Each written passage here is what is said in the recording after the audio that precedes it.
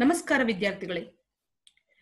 ಪ್ರಥಮ ಪಿಯುಸಿ ಕನ್ನಡ ಪಠ್ಯಪುಸ್ತಕದ ಪದ್ಯ ಭಾಗ 3 ದೇವನುಳಿದನ ಕುಲವೇ ಸತ್ಕುಲಂ ಭಾಗ 6ರ ವಿವರಣೆಗೆ ನಿಮಗೆಲ್ಲರಿಗೂ ಸ್ವಾಗತ.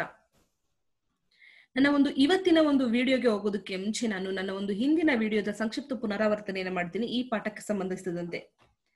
ಅಂದ್ರೆ ಕರಿಕಾಲ ಚೋಳನು ಶಿವನಿಗೆ ಎಲ್ಲಾ ನೈವೇದ್ಯವನ್ನ, ಎಲ್ಲಾ ಪದಾರ್ಥಗಳಿಂದ ಕೂಡಿದಂತಹ ನೈವೇದ್ಯವನ್ನ ಸಮರ್ಪಿಸಿದರೂ ಸಹ ಶಿವನು ಅದನ್ನ ಸ್ವೀಕರಿಸದೆ, ಅದನ್ನ ಲೆಕ್ಕಿಸದೆ, ಅದನ್ನ ಸ್ವಲ್ಪನೂ ಸಹ ರುಚಿಯನ್ನ ನೋಡದೆ ಇದ್ದಾಗ ಇದನ್ನ ನೋಡಿದಂತಹ ಕರಿಕಾಲ ಚೋಳನಿಗೆ ನಾನು ಕೆಟ್ಟೆನು, ನನ್ನಿಂದ ಏನೋ ತಪ್ಪಾಗಿದೆ ಅಂತ ಹೇಳ್ಬಿಟ್ಟು ಅಲ್ಲಿದ್ದಂತಹ ಕತ್ತಿಯಿಂದ ಏನ್ ಮಾಡ್ತಾನೆ, ತನ್ನ ಕುತ್ತಿಗೆಯನ್ನ ಕತ್ತರಿಸ್ಕೊಳ್ಳೋಕೆ ಹೋದಾಗ ಆಗ ಕರಿಕಾಲ ಚೋಳನ ಮುಂದೆ ಪ್ರತ್ಯಕ್ಷನಾದಂತಹ ಶಿವನು, ನೋಡಯ್ಯ ಚೋಳ, ಚೋಳರಾಜ, ನನ್ಗೆ ಇವತ್ತು ಹಸಿವಿಲ್ಲ, ನನ್ಗೆ ಹೊಟ್ಟೆ ತುಂಬಿದೆ, ಆ ಚನ್ನನೊಡನೆ ನಾನು ಅಂಬಲಿಯನ್ನ ಸೇವಿಸಿರುವೆನು, ಆಗ್ಲೇ ಬಹಳ ರುಚಿಯಾಗಿರುವಂತ ಅಂಬಲಿಯನ್ನ ಸೇವಿಸಿರುವೆನು ಅಂತ ಹೇಳ್ಬಿಟ್ಟು ಹೇಳ್ದಾಗ ಅಂತ ಹೇಳಿ ಅವನೇನ್ ಮಾಡ್ತಾನೆ, ಲಿಂಗದ ಜೊತೆ ಲೀನವಾಗ್ತಾನೆ.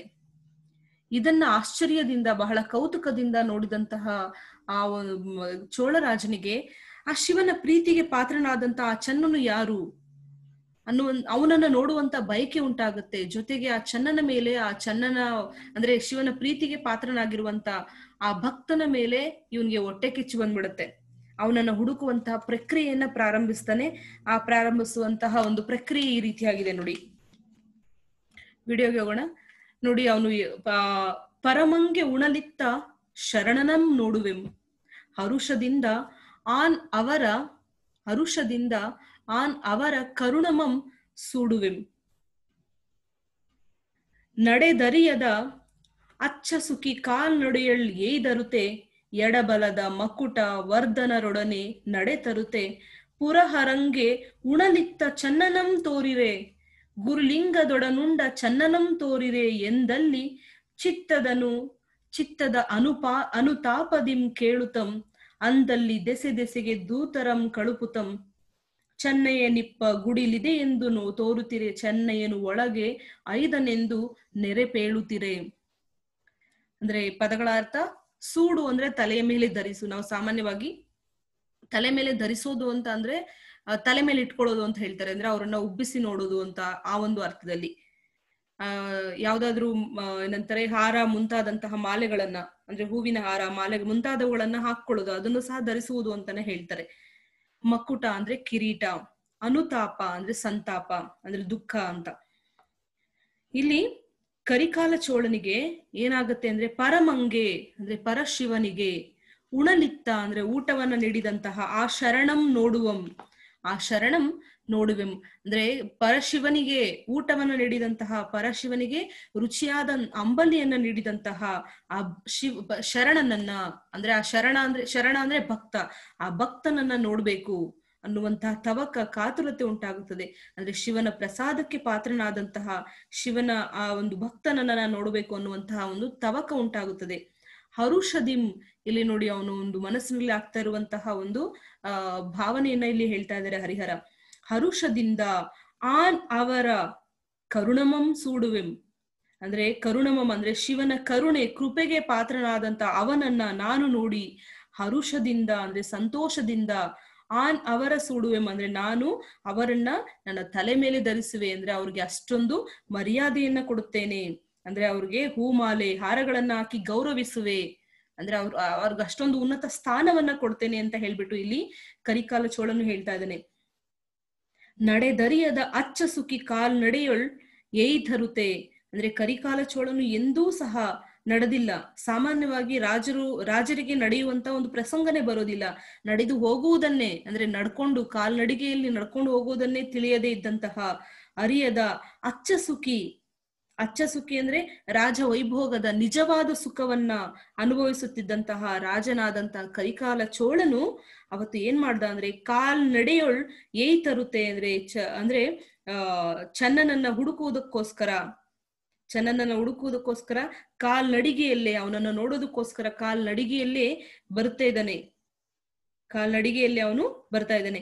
ಏಯ್ ತರುತ್ತೆ ಅಂದ್ರೆ ಹುಡುಕುತ್ತಾ ಅಂದ್ರೆ ಬರುವುದು ಅಂತ, ಏಯ್ ತರು ಅಂದ್ರೆ ಬರುವುದು ಅಂತ. ಚನ್ನನನ್ನ ನೋಡೋದಕ್ಕೋಸ್ಕರ ಅಂತಾನೆ ಕಾಲ್ನಡಿಗೆಯಲ್ಲಿ ಅವನು ಬರ್ತಾ ಇದ್ದಾನೆ. ಎಡಬಲದ ಮಕ್ಕುಟ ವರ್ಧನರೊಡನೆ ನಡೆ ತರುತ್ತೆ ಅಂದ್ರೆ ಇಲ್ಲಿ ರಾಜನು ನಡೆತು ಬರುತ್ತಿರುವಂತಹ ದೃಶ್ಯವನ್ನ ನಮ್ಮ ಕಣ್ಣಿಗೆ ಕಟ್ಟಿದಂತೆ ಹರಿಹರನು ವಿವರಿಸ್ತಾ ಇದ್ದಾನೆ. ಯಾವ ರೀತಿಯಾಗಿ ಅಂದ್ರೆ, ರಾಜನು ಬರಿಗಾಲ್ನಲ್ಲಿ ರಾಜ ಚೆನ್ನನನ್ನ ಅರಸುತ್ತಾ ಚೆನ್ನನನ್ನ ಹುಡುಕುತ್ತಾ ಬರುವಾಗ ಅವನ ರಾಜನ ಕರಿಕಾಲ ಚೋಳನ ಒಂದು ಎಡಬಲದಲ್ಲಿ ಮಕುಟ ವರ್ಧನರು ಅಂದ್ರೆ ಕಿರೀಟವನ್ನು ಧರಿಸಿರುವಂತಹ ರಾಜ ಪರಿವಾರದವರು ಅಂದ್ರೆ ಅವನ ಮಂತ್ರಿವರ್ಗ ಆಗಿರ್ಬೋದು ಅಥವಾ ಸೈನಿಕರಾಗಿರ್ಬೋದು, ಅವರೆಲ್ಲರೂ ಸಹ ರಾಜನ ಜೊತೆಯಲ್ಲಿನೇ ನಡ್ಕೊಂಡು ಬರ್ತಾ ಇದ್ದಾರೆ. ಪುರಹರಂಗೆ, ಇಲ್ಲಿ ನೋಡಿ ಕರಿಕಾಲ ಚೋಳನು ಯಾವ ರೀತಿಯಾಗಿ ಇದ್ ಮಾಡ್ತಾ ಇದ್ದಾನೆ, ಯಾವ ರೀತಿಯಾಗಿ ಕೇಳ್ಕೊಳ್ತಿದ್ದಾನೆ ಅಂದ್ರೆ, ಪುರಹರಂಗೆ ಉಣಲಿತ್ತ ಚನ್ನನಂ ತೋರಿರೆ. ಪುರಹರಂಗೆ ಅಂದ್ರೆ, ಪುರಹರ ಅಂದ್ರೆ ಇಲ್ಲಿ ಶಿವ. ಪುರಹರಂಗೆ ಉಣಲಿತ್ತ ಚನ್ನನಂ ತೋರಿರೆ, ಶಿವನಿಗೆ ಊಟವನ್ನ ಅಂದ್ರೆ ಉಣಲಿತ್ತ ಅಂದ್ರೆ ಊಟವನ್ನು ನೀಡಿದಂತಹ ಚನ್ನನನ್ನ ತೋರಿರೆ ಅಂದ್ರೆ ತೋರಿಸಿರಿ. ಗುರುಲಿಂಗದೊಡನೆ ಉಂಡ ಚನ್ನನಂ ತೋರಿರೆ. ಗುರುಲಿಂಗ ಅಂದ್ರೆ ಆ ಶಿವನ ಲಿಂಗದ ಜೊತೆಗೆ ಅಂದ್ರೆ ಆ ಲಿಂಗದ ಜೊತೆಗೆ ಆ ಶಿವಲಿಂಗದ ಜೊತೆಗೆ ಉಂಡಂತಹ ಚನ್ನನನ್ನ ತೋರಿಸಿರಿ. ಅವನು ಎಲ್ಲಿರುವನು ಅಂತ ಹೇಳ್ಬಿಟ್ಟು ಬೀದಿಯಲ್ಲಿ ಅವನು ಸಿಕ್ಕವರನ್ನೆಲ್ಲರನ್ನು ಸಹ ಚನ್ನನು ಎಲ್ಲಿರುವನು ತೋರಿಸಿರಿ ಅಂತ ಹೇಳ್ಬಿಟ್ಟು ಕೇಳ್ತಾ ಇದ್ದಾನೆ. ಎಂದಲ್ಲಿ ಚಿತ್ತದ ಅನುತಾಪದಿಂ ಕೇಳುತ್ತಂ ಅಂದ್ರೆ ಅನುತಾಪದಿಂ ಕೇಳುತ್ತಂ. ಅನುತಾಪ ಅಂದ್ರೆ ಸಂತಾಪದಿಂದ, ದುಃಖದಿಂದ. ಚಿತ್ತ ಅಂದ್ರೆ ಮನಸ್ಸು, ಅಂದ್ರೆ ಮನಸ್ಸಿನಲ್ಲಿ ಅವನಿಗೆ ಸಂತಾಪ ಪಡುತ್ತಾ, ದುಃಖ ಪಡುತ್ತಾ ಚನ್ನನನ್ನು ತೋರಿಸುವಿರಾ ಅಂತ ಹೇಳ್ಬಿಟ್ಟು ಸಿಕ್ಕಲ್ಲಿ ದಾರಿಯಲ್ಲಿ ಚನ್ನನನ್ನ ಹುಡುಕೊಂಡು ಬರ್ತಾ ಇದ್ದಾನೆ. ಬರೀ ಗಾಲ್ನಲ್ಲೇ ಹುಡುಕೊಂಡು ಬರ್ತಾ ಇದ್ದಾನೆ ರಾಜನಾದಂತ ಕರಿಕಾಲ ಚೋಳನು. ಹುಡುಕೊಂಡು ಬರ್ತಾ ಇರುವಂತಹ ಸಂದರ್ಭದಲ್ಲಿ ಈ ದಾರಿಯಲ್ಲಿ ಸಿಕ್ಕವರೆಲ್ಲರನ್ನ ಸಹ ಕೇಳ್ತಾ ಇದ್ದಾನೆ. ಪುರಹರಂಗೆ ಉಣಲಿತ್ತ ಚನ್ನನಂ ತೋರಿರೆ, ಗುರುಲಿಂಗದೊಡನೆ ಉಂಡ ಚನ್ನನಂ ತೋರಿರೆ ಅಂದ್ರೆ ಲಿಂಗದ ಜೊತೆಗೆ ಊಟ ಮಾಡಿದಂತಹ, ಶಿವನ ಜೊತೆಗೆ ಊಟ ಮಾಡಿದಂತಹ ಚನ್ನನು ಎಲ್ಲಿರುವನು ನಮ್ಗೆ ತೋರಿಸುವಿರಾ ಅಂತ ಹೇಳ್ಬಿಟ್ಟು ಕೇಳ್ತಾ ಇದ್ದಾನೆ. ಅದ್ರ ಮುಂದುವರೆದು ನೋಡಿ, ಎಂದಲ್ಲಿ ಅಂದ್ರೆ ಆ ರೀತಿಯಾಗಿ ಕೇಳ್ತಾ, ಅಂದಲ್ಲಿ ದೆಸೆಗೆ ದೂತರಂ ಕಳುಪುತಂ ಅಂದ್ರೆ ಆ ರೀತಿಯಾಗಿ ಹೇಳ್ತಾ ಅವನೇನ್ ಮಾಡ್ತಾ ಇದ್ದಾನೆ, ದೆಸೆಗೆ ಅಂದ್ರೆ ಬೇರೆ ಬೇರೆ ದಿಕ್ಕುಗಳಿಗೆ, ದೆಸೆ ಅಂದ್ರೆ ದಿಕ್ಕು, ಬೇರೆ ಬೇರೆ ದಿಕ್ಕುಗಳಿಗೆ ಚನ್ನನನ್ನ ಹುಡುಕುವಂತೆ, ದೂತರಂ ಅಂದ್ರೆ ದೂತರನ್ನ ಅಂದ್ರೆ ತನ್ನ ಸೇವಕರನ್ನ ಕಳುಪುತಂ ಅಂದ್ರೆ ಕಳುಹಿಸುತ್ತಾನೆ. ಅವನು ಕಳುಹಿಸುತ್ತಾ ಹೀಗೆ ರಾಜನು ಚನ್ನನನ್ನ ಹುಡುಕುತ್ತಿರುವಂತಹ ಆ ಸಂದರ್ಭದಲ್ಲಿ ಅದನ್ನ ನೋಡಿದಂತಹ ಒಬ್ಬ ಅಂದ್ರೆ ಆ ಒಂದು ಪುರದಲ್ಲಿ ಅಂದ್ರೆ ಅವನೇನು ಬೀದಿಯಲ್ಲಿ ನಡ್ಕೊಂಡು ಬರ್ತಾ ಇದ್ದಾನೆ, ಅದನ್ನ ನೋಡಿದಂತಹ ಒಬ್ಬ ವ್ಯಕ್ತಿ, ಚೆನ್ನಯ್ಯ ನಿಪ್ಪ ಗುಡಿಲಿದೆ ಎಂದು ತೋರುತ್ತಿರೆ. ಈ ರೀತಿಯಾಗಿ ಬೇರೆ ಬೇರೆ ದಿಕ್ಕುಗಳಲ್ಲೆಲ್ಲ ನನ್ಗೆ ಪುರಹರಂಗಳನ್ನ ಅಂದ್ರೆ ಪುರಹರನ ಜೊತೆಗೆ ಪುರಹರಂಗೆ ಉಣಲಿತ್ತಂತಹ ಚನ್ನನನ್ನ ತೋರಿಸಿರಿ, ಗುರುಲಿಂಗದಡ ಒಡನೆ ಉಂಡಂತಹ ಚನ್ನನನ್ನ ತೋರಿಸಿರಿ ಅಂತ ಹೇಳ್ಬಿಟ್ಟು ತುಂಬಾ ದುಃಖದಿಂದ ಸಿಕ್ಕಲ್ಲಿ ಕೇಳ್ಕೊಂಡು ಬರ್ತಾ ಇದ್ದಂತಹ ಆ ಸಂದರ್ಭದಲ್ಲಿ ಜೊತೆಗೆ ತನ್ನ ಎಲ್ಲಾ ಸೇವಕರನ್ನ ಬೇರೆ ಬೇರೆ ದಿಕ್ಕುಗಳಿಗೆ ಚನ್ನನನ್ನ ಹುಡುಕಿರಿ ಅಂತ ಹೇಳ್ಬಿಟ್ಟು ಕಳಿಸಿದಂತಹ ಸಂದರ್ಭದಲ್ಲಿ ಏನಾಗತ್ತೆ ಅಂತಂದ್ರೆ, ಆ ಒಂದು ಬೀದಿಯಲ್ಲಿ ನಡ್ಕೊಂಡು ಬರ್ತಾ ಇರುವಂತ ಸಂದರ್ಭದಲ್ಲಿ ಒಬ್ಬ ವ್ಯಕ್ತಿ ಏನ್ ಮಾಡ್ತಾನೆ, ಚೆನ್ನಯ್ಯ ನಿಪ್ಪ ಗುಡಿಲಿದೆ ಎಂದು ತೋರುತ್ತಿರೆ ಅಂದ್ರೆ ಅದನ್ನು ನೋಡಿದಂತಹ ಒಬ್ಬ ವ್ಯಕ್ತಿ ಚೆನ್ನಯ್ಯ ನಿಪ್ಪ ಅಂದ್ರೆ ಚೆನ್ನಯ್ಯನು ಇರುವಂತಹ ಗುಡಿಲು ಅಂದ್ರೆ ಗುಡಿಸಲು ಇದೆ ಅಂತ ಹೇಳ್ಬಿಟ್ಟು ತೋರಿಸ್ತಾನೆ. ಗುಡಿಸಲು ಇದೆ ಅಂತ ಹೇಳ್ಬಿಟ್ಟು ತೋರಿಸುತ್ತಾ, ಚೆನ್ನಯ್ಯನು ಒಳಗೆ ಐದನೆಂದು ನೆರೆಪೇಳುತ್ತಿರೆ. ಚೆನ್ನಯ್ಯನು ಅಂದ್ರೆ ಇಲ್ಲಿ ಮಾದಾರ ಚೆನ್ನಯ್ಯನು ಒಳಗೆ ಐದನೆಂದು, ಒಳಗೆ ಇರುವನು ಎಂದು, ಐದನು ಅಂದ್ರೆ ಇರುವನು ಎಂದು ಚೆನ್ನಯ್ಯನ ಒಂದು ನೆರೆ ಪೇಳುತ್ತಿರೆ. ನೆರೆ ಅಂದ್ರೆ ನೆರೆಯೊರೆಯವರು ಅಂದ್ರೆ ನೆರೆಯವರು ಅಂದ್ರೆ ಪಕ್ಕದ ಮನೆಯವರು ರಾಜನಿಗೆ ಪೇಳು ಅಂದ್ರೆ ಹೇಳ್ತಾ ಇದ್ದಾರೆ, ಚೆನ್ನನ ಮನೆಯನ್ನ ಅವರು ತೋರಿಸ್ತಾರೆ. ಹೀಗೆ ಅಂದ್ರೆ ಚೆನ್ನನ ಒಂದು ಮನೆಯನ್ನ ಹುಡುಕಿಕೊಂಡು ಬರ್ತಾ ಇದ್ದಂತಹ ರಾಜನಿಗೆ ಚೆನ್ನನ ಒಂದು ಮನೆ ಎಲ್ಲಿದೆ ಅಂತ ಗೊತ್ತಾಗುತ್ತೆ. ಅಂದ್ರೆ ಈ ಒಂದು ಪದ್ಯ ಭಾಗದಲ್ಲಿ ನಮ್ಗೆ ಒಂದು ವ್ಯಕ್ತ ಭಕ್ತಿ ಅಂದ್ರೆ ವ್ಯಕ್ತಪಡಿಸ್ಕೊಂಡು ಮಾಡ್ತಾ ಇರುವಂತ ಒಂದು ಭಕ್ತಿ, ರಾಜನ ಒಂದು ಭಕ್ತಿ ಒಂದು ಕಡೆ ಆದ್ರೆ, ಯಾರಿಗೂ ಗೊತ್ತಾಗದೆ ಯಾರಿಗೂ ತಿಳಿಯದ ಹಾಗೆ ಸುಮಾರು 60 ವರ್ಷಗಳ ಕಾಲ ರಹಸ್ಯವಾಗಿ ನಡೆಸಿಕೊಂಡು ಬಂದಂತಹ ಮಾದಾರ ಚೆನ್ನನ ಭಕ್ತಿ ಇನ್ನೊಂದು ಕಡೆ. ಅಂದ್ರೆ ಕರಿಕಾಲ ಚೋಳ ಎಲ್ಲರಿಗೂ ಗೊತ್ತಿರುವ ರೀತಿಯಲ್ಲಿ ತನ್ನ ಆಡಂಬರದ ಒಂದು ಶ್ರೀಮಂತಿಕೆಯ ಭಕ್ತಿಯನ್ನ ಅವನು ಶಿವನಿಗೆ ಸಮರ್ಪಿಸ್ತಾನೆ. ಆದ್ರೆ ಯಾರಿಗೂ ಗೊತ್ತಾಗದ ಹಾಗೆ ತನ್ನ ಸರಳ ಭಕ್ತಿಯನ್ನ ಯಾರು ಸಮರ್ಪಿಸ್ತಾರೆ, ಮಾದಾರ ಚೆನ್ನನು ಸಮರ್ಪಿಸ್ತಾನೆ. ಮಾದಾರ ಚೆನ್ನನಿಗೆ ಅಂದ್ರೆ ರಾಜನಾಗಿದ್ದರೂ ಸಹ ಶಿವನ್ ಏನ್ ಮಾಡ್ತಾನೆ ಅಂದ್ರೆ ಚೆನ್ನನಿಗೆ ಒಲ್ದಿರ್ತಾನೆ. ಹಾಗಾಗಿ ರಾಜನಾಗಿದ್ದರೂ ಸಹ ಚೋಳ ರಾಜನಾದಂತಹ ಕರಿಕಾಲ ಚೋಳನ್ ಏನ್ ಮಾಡ್ತಾನೆ, ಶಿವ ಭಕ್ತನೆನಿಸಿದ್ದಂತಹ ಚನ್ನನ ಬಳಿ ಅವನು ಬರೋದನ್ನ ಇಲ್ಲಿ ನಾವು ಗಮನಿಸ್ಬೇಕಾಗುತ್ತೆ. ನಿಜವಾದ ಭಕ್ತಿಗೆ ಯಾವುದೇ ರೀತಿಯಾಗಿರುವಂತಹ ಒಂದು ಅಡೆತಡೆ ಇರೋದಿಲ್ಲ. ಅಂದ್ರೆ ನಿಜವಾದ ಭಕ್ತಿಗೆ ಎಂತಹ ಶ್ರೀಮಂತನಾದ್ರು, ಎಂತಹ ರಾಜನಾದ್ರು, ಎಂತಹ ದೊಡ್ಡ ವ್ಯಕ್ತಿ ಆದ್ರೂ ಸಹ ಏನಂತಾರೆ ಬೆಂಡಾಗ್ಲೇಬೇಕು, ಅಂದ್ರೆ ತಲೆ ಬಾಗ್ಲೇಬೇಕು ಅನ್ನೋದನ್ನ ಈ ಒಂದು ಪದ್ಯದ ಮೂಲಕ ನಾವು ತಿಳ್ಕೊಳ್ಬಹುದು. ಹರಿಹರ ಬಹಳ ಸ್ವಾರಸ್ಯಕರವಾಗಿ ಈ ಒಂದು ಏನಂತಾರೆ ಮಾದಾರಚನನ ಒಂದು ಭಕ್ತಿಯ ಒಂದು ಕಂಪನ ಜೊತೆಗೆ ಕರಿಕಾಲ ಚೋಳನ ಒಂದು ಸರಳತೆಯನ್ನ, ಅಂದ್ರೆ ನಿಜವಾದ ಭಕ್ತನಿಗೆ ಮಣಿಯುವಂತವ್ರು ಎಂತವರು ಸಹ ಮಣಿತಾರೆ ಅನ್ನೋದನ್ನ ಕರಿಕಾಲ ಚೋಳನ ಒಂದು ಪಾತ್ರದ ಮೂಲಕ ಇಲ್ಲಿ ನಮ್ಗೆ ಹರಿಹರ ವಿವರಿಸ್ತಾರೆ. ಅದನ್ನ ಮುಂದುವರೆದು ನೋಡಿ.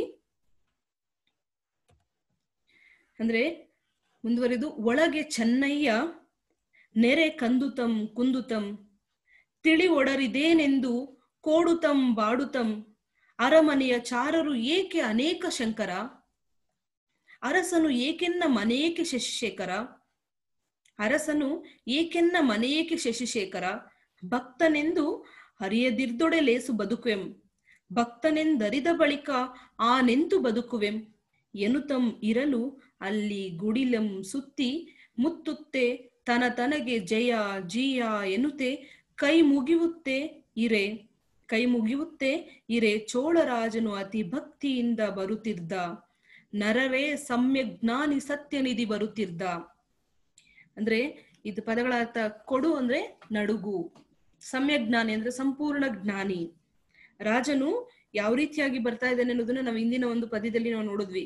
ಅಂದ್ರೆ ಎಲ್ಲರನ್ನ ಕೇಳ್ತಾ ಇದ್ದಾನೆ, ಅಂದ್ರೆ ಚನ್ನನ ಒಂದು ಮನೆ ಎಲ್ಲಿದೆ ನನ್ಗೆ ತೋರಿಸಿ, ಚನ್ನನಿರುವಂತಹ ಸ್ಥಳವನ್ನ ತೋರಿಸಿ, ಶಿವನಿಗೆ ಅಂಬಲಿಯನ್ನ ಕೊಟ್ಟಂತಹ ಆ ಚನ್ನನನ್ನ ತೋರಿಸಿ, ಶಿವಲಿಂಗದ ಜೊತೆಗೆ ಊಟವನ್ನ ಮಾಡಿದಂತಹ ಚನ್ನನನ್ನ ತೋರಿಸಿ ಅಂತ ಹೇಳ್ಬಿಟ್ಟು ಕೇಳ್ಕೊಳ್ತಾನೆ. ಆಗ ರಾಜನಿಗೆ ಅಂದ್ರೆ ನೆರೆ ಮನೆಯಲ್ಲಿದ್ದಂತಹ ಚನ್ನನ ನೆರೆ ಮನೆಯವರಾದಂತಹ ಚನ್ನನ ಮನೆ ಇದೆ, ಅವನು ಒಳಗಡೆ ಇದ್ದಾನೆ ಅಂತ ಹೇಳ್ಬಿಟ್ಟು ಹೇಳ್ತಾನೆ.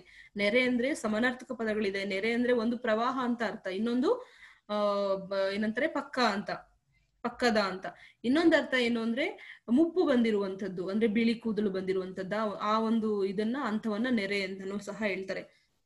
ಅಂದ್ರೆ ರಾಜನು ತನ್ನ ಇಡೀ ಪರಿವಾರ ಸೈನಿಕರ ಜೊತೆಗೆ ತನ್ನ ಗುಡಿಸಲಿನ ಹತ್ತಿರಕ್ಕೆ ಬರ್ತಾ ಇರೋದನ್ನ ನೋಡಿದಂತಹ ಮಾದಾರ ಚನ್ನನಿಗೆ ಒಳಗೆ ಚೆನ್ನಯ್ಯ ಏನ್ ಮಾಡ್ತಾನೆ ಅಂದ್ರೆ, ಒಳಗೆ ಚೆನ್ನಯ್ಯ ನೆರೆ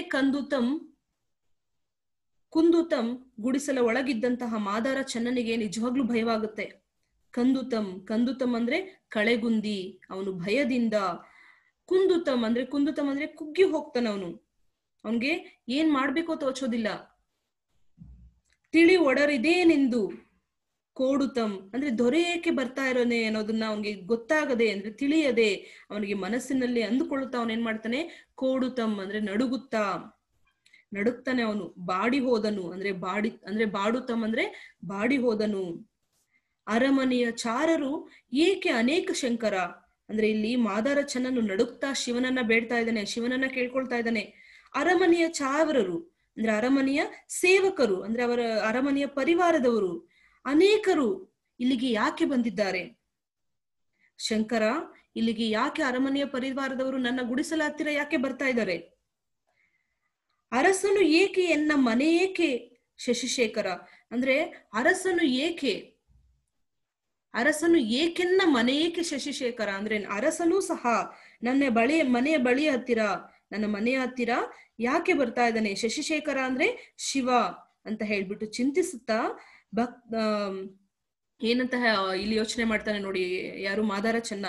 ಭಕ್ತನೆಂದು ಹರಿಯದಿರ್ದೊಡೆ ಲೇಸು ಬದುಕುವೆಂ ಅಂದ್ರೆ ನಾನು ನಿನ್ನ ಭಕ್ತ, ಅಂದ್ರೆ ನಾನು ಶಿವನ ಭಕ್ತ ಅನ್ನುವಂತಹ ವಿಚಾರ, ಆ ಒಂದು ಏನಂತಾರೆ ವಿಷಯ ಅರಿಯದಿರ್ದೊಡೆ ಅಂದ್ರೆ ಯಾರಿಗೂ ಸಹ ಗೊತ್ತಾಗದಿದ್ದರೆ, ತಿಳಿಯದಿದ್ದರೆ ಲೇಸು ಉತ್ತಮ.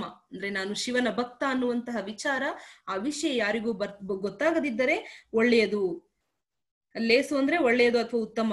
ಏಕೆಂದ್ರೆ ಮಾದಾರ ಚೆನ್ನನು 60 ವರ್ಷಗಳ ಕಾಲ ಗುಪ್ತವಾಗಿ ಭಕ್ತಿಯನ್ನ ಆಚರಿಸಿಕೊಂಡು ಬಂದಿರ್ತಾನೆ.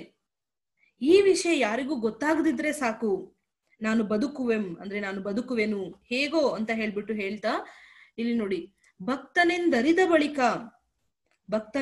ಬಳಿಕ ಆನು ಎಂತು ಬದುಕುವೆಂ ಅಂದ್ರೆ ನಾನು ಶಿವಭಕ್ತನು ಅಂತ ಗೊತ್ತಾದ ಮೇಲೆ ನಾನು ಹೇಗೆ ಬದುಕುವೆನು? ನನ್ನ ಗುಪ್ತ ಭಕ್ತಿಯ ವಿಚಾರ ಎಲ್ಲರಿಗೂ ಸಹ ಗೊತ್ತಾದ ಮೇಲೆ, ಅಂದ್ರೆ ಇಡೀ ಪ್ರಪಂಚಕ್ಕೆ ಗೊತ್ತಾದ್ರೆ ನಾನು ಹೇಗೆ ಬದುಕುವೆನು ಎನ್ನುತ್ತಂ ಇರಲು, ಎನ್ನುತ್ತಾ ಇರುವಾಗ, ಎನ್ನುತ್ತಾ ಚಿಂತಿಸುತ್ತಾ ಇರುವಾಗ, ಎನ್ನುತ್ತಂ ಇರಲು ಅಂದ್ರೆ ಚಿಂತಿಸುತ್ತಾ ಇರುವಂತಹ ಸಂದರ್ಭದಲ್ಲಿ ಇರುವಾಗ, ಅಲ್ಲಿ ಎನ್ನುತ್ತಂ ಇರಲು, ಅಲ್ಲಿ ಅಂದ್ರೆ ಆ ರೀತಿಯಾಗಿ ಚಿಂತಿಸುತ್ತಾ ಇರುವಂತಹ ಸಂದರ್ಭದಲ್ಲಿ ಅಲ್ಲಿ ಗುಡಿಲಿಂ ಸುತ್ತಿ, ಗುಡಿಲಂ ಸುತ್ತಿ ಮುತ್ತುತ್ತೆ, ಅಂದ್ರೆ ಅವನ ಒಂದು ಗುಡಿಸಲಿನ ಸುತ್ತ ಮುತ್ತುತ್ತಾರೆ. ಯಾರು? ರಾಜನ ಪರಿವಾರದವರು, ರಾಜನ ಸೈನಿಕರು, ಬೇರೆ ನಗರದ ಅಂದ್ರೆ ಆ ಒಂದು ಪ್ರದೇಶದಲ್ಲಿದ್ದಂತಹ ಜನರು. ಮುತ್ತುತ್ತೆ ತನಗೆ ಜಯ ಜಿಯ ಎನ್ನುತ್ತೆ ಕೈ ಮುಗಿಯುತ್ತೆ, ಅಂದ್ರೆ ಅಲ್ಲಿ ರಾಜನ ಪರಿವಾರದವರು, ಸೇವಕರು ಎಲ್ಲರೂ ಸಹ ಗುಡಿಯನ್ನ ಸುತ್ತುವರೆದು ಮುತ್ತಿಕೊಂಡು ತನಗೆ ಅಂದ್ರೆ ಚನ್ನನಿಗೆ ತಮ್ಮಲ್ಲೇ ಜಯ ಜಿಯ ಎನ್ನುತ್ತಾ ಕೈ ಮುಗಿಯುತ್ತೆ, ಅಂದ್ರೆ ಜಯಕಾರವನ್ನ ಹಾಕ್ತಾ, ಒಡೆಯ ಜಿಯ ಅಂದ್ರೆ ಒಡೆಯ ಅಂತ ಹೇಳ್ತಾ ಚನ್ನನಿಗೆ ಕೈಯನ್ನ ಮುಗಿಯುತ್ತಾ ನಮಸ್ಕರಿಸುತ್ತಾ ಇರುವಂತಹ ಸಂದರ್ಭದಲ್ಲಿ, ನಮಸ್ಕರಿಸುತ್ತಾ ಇರುವಾಗ ಇದನ್ನ ಚನ್ನನು ನೋಡ್ತಾನೆ.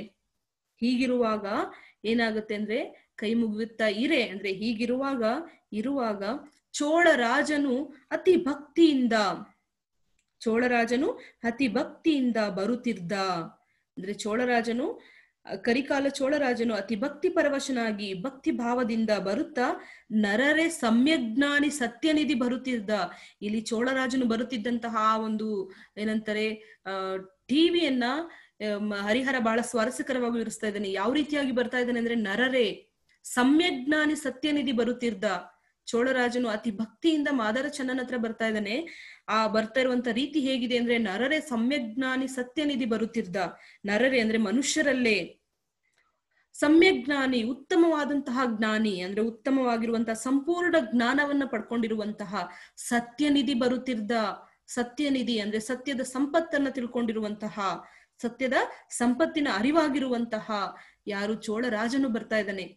ಯಾಕೆಂದ್ರೆ ಚೋಳರಾಜನ ಎದುರುಗಡೆ ಪ್ರತ್ಯಕ್ಷನಾದಂತಹ ಶಿವನು ಮಾದಾರ ಚನ್ನನ ಒಂದು ಭಕ್ತಿಯ ಬಗೆಗೆ ಹೇಳಿದ್ದಾನೆ. ಅವನ ಜೊತೆ ನಾನು ಅಂಬಲಿಯನ್ನ ತಿಂದಿದ್ದೇನೆ, ನನ್ಗೆ ಹಸಿವಿಲ್ಲ ಅಂತ. ಹಾಗಾಗಿ ಮಾದಾರ ಚನ್ನನು ಎಂತಹ ಶ್ರೇಷ್ಠ ಭಕ್ತ ಅನ್ನುವಂತಹ ಅರಿವು ಈಗ ರಾಜನಿಗೆ ಆಗಿದೆ. ಹಾಗಾಗಿ ಅಂದ್ರೆ ಸಂಪೂರ್ಣ ಜ್ಞಾನ ಉಂಟಾಗಿದೆ ಅವನಿಗೆ, ಯಾರು ನಿಜವಾದ ಭಕ್ತ ಅನ್ನುವಂತಹ ಸಂಪೂರ್ಣ ಜ್ಞಾನ ಉಂಟಾಗಿದೆ. ಸತ್ಯದ ಒಂದು ಏನಂದ್ರೆ ಶ್ರೇಷ್ಠತೆ ಅವನಿಗೆ ಗೊತ್ತಾಗಿದೆ. ಆ ಸತ್ಯ ನಿಧಿಯ ರೂಪದಲ್ಲಿ, ಜ್ಞಾನಿಯ ರೂಪದಲ್ಲಿ ನರರಿಗೆ ಅಂದ್ರೆ ಏನಂತಾರೆ ಮನುಷ್ಯರಲ್ಲೇ ಶ್ರೇಷ್ಠವಾದಂತಹ ಜ್ಞಾನವನ್ನ ಪಡ್ಕೊಂಡಿರುವಂತಹ ಸತ್ಯ ನಿಧಿಯ ರೂಪದಲ್ಲಿ ಕರಿಕಾಲ ಚೋಳನು ಬರ್ತಾ ಇದ್ದ ಅಂತ ಹೇಳ್ಬಿಟ್ಟು ಹರಿಹರ ಇಲ್ಲಿ ವಿವರಿಸ್ತಾನೆ. ಅವನು ಬರ್ತಾ ಇರುವಂತಹ ಒಂದು ಟಿವಿಯನ್ನ. ಈ ಒಂದು ವಿವರಣೆ ನಿಮ್ಗೆ ಎಲ್ರಿಗೂ ಸಹ ಅರ್ಥ ಆಗಿದೆ ಅನ್ಕೊಳ್ತೀನಿ ವಿದ್ಯಾರ್ಥಿಗಳೇ.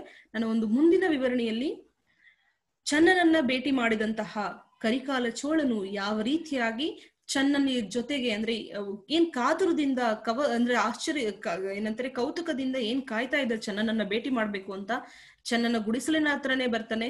ಬಂದು ಚನ್ನನನ್ನ ಭೇಟಿ ಮಾಡಿದಂತಹ ಕರಿಕಾಲ ಚೋಳನು ಯಾವ ರೀತಿಯಾಗಿ ಚನ್ನನಿಗೆ ತನ್ನ ಗೌರವವನ್ನ ಅರ್ಪಿಸ್ತಾನೆ, ಯಾವ ರೀತಿಯಾಗಿ ತನ್ನ ಭಕ್ತಿಯನ್ನ ಅವನ್ಗೆ ಸಮರ್ಪಿಸ್ತಾನೆ, ಅಂದ್ರೆ ಶಿವನ ಭಕ್ತಿಗೆ ಪಾತ್ರನಾಗಿರುವಂತ, ಶಿವನ ಪ್ರೀತಿಗೆ ಪಾತ್ರನಾಗಿರುವಂತ ಮಾದಾರ ಚನ್ನನಲ್ಲಿ ಹೇಗೆ ತನ್ನ ಪ್ರೀತಿಯನ್ನ ತನ್ನ ಗೌರವವನ್ನ ಸಮರ್ಪಿಸ್ತಾನೆ ಅನ್ನೋದನ್ನ ನಾನು ಒಂದು ಮುಂದಿನ ವಿಡಿಯೋನಲ್ಲಿ ನಿಮ್ಗೆ ಸವಿಸ್ತಾರವಾಗಿ ವಿವರಿಸ್ತೇನೆ. ಧನ್ಯವಾದಗಳು ವಿದ್ಯಾರ್ಥಿಗಳೇ.